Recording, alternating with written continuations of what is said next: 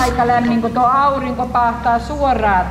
No kyllä nyt pärjää tuo matka tuonne.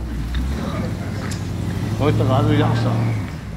Tässä mennään. Täällä on kuuma kauhean. Äiti sanoi isälle, että se aukasi akkunan. Aukase nyt se ikkuna, akkuna.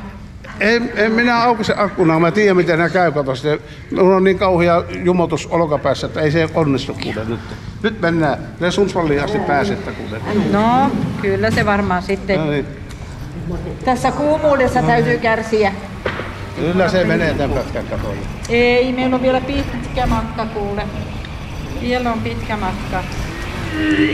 No nyt se oksetti niskaan. Ei nyt on pysähyttävä heti. Minä otas parkkiin, nyt mennään, on pakko pysähtyä siellä, että... Sitä se teki, kun kuumassa autossa pitää olla. Nyt ylös kuule, nyt on ihan märkänä. Aivan. Se on ihan märkä. Nyt pyyhitään pois tästä näin. Mutta kyllä se on niin sotkussa tää ja oksennukset tää sun puserot, kyllä se on otettava kuule pois. No niin. Ja heitettävä tonne mettään. Sillä ei tee ennen mitään tuolla. Ei siinä saa olla yhtään, kato. Se tulee oksennukset ja sun muut kato niskaa tuolta. Tämmöstä se voi olla nämä Suomen matkat.